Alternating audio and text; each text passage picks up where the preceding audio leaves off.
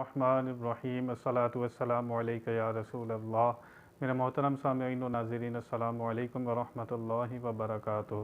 رمضان المبارک کا بابرکت مہینہ اپنی رحمتیں برکتیں لٹاتا ہوا ہمارے درمیان موجود ہے۔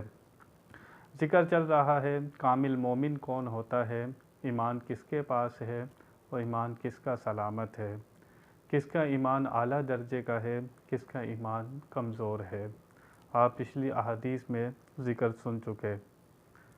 آج جو حدیث مبارک ہے اس میں نبی کریم صلی اللہ علیہ وسلم نے واضح طور پر بتا دیا کہ جنت اسی شخص کو ملے گی کہ جو نبی کریم صلی اللہ علیہ وسلم کی لائی ہوئی شریعت کی پیروی کرے گا، اور اسے خبر پہنچ گئی آخری نبی محمد رسول اللہ صلی اللہ علیہ وسلم تشریف لا چکے ہیں، اس کے باوجود وہ کسی اور دین کی پیروی کرتا ہے، وہ جنت میں نہیں جا سکتا۔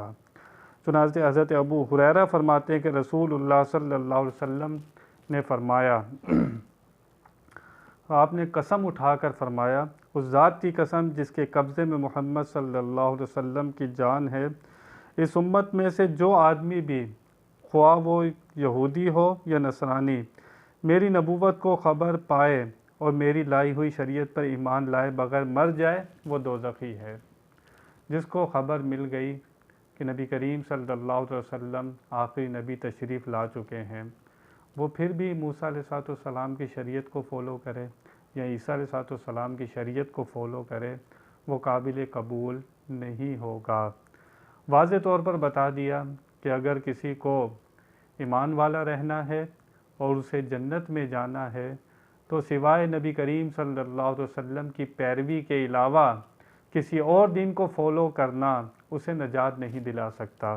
اسے نجات چاہیے، جنت چاہیے، اللہ کی محبت چاہیے، نبی کریم صلی اللہ علیہ وسلم کی شفاعت چاہیے، تو پھر آخری نبی محمد رسول اللہ صلی اللہ علیہ وسلم کی پیروی کرنا ہوگی، اس کے بغیر کوئی چارہ نہیں ہوگا۔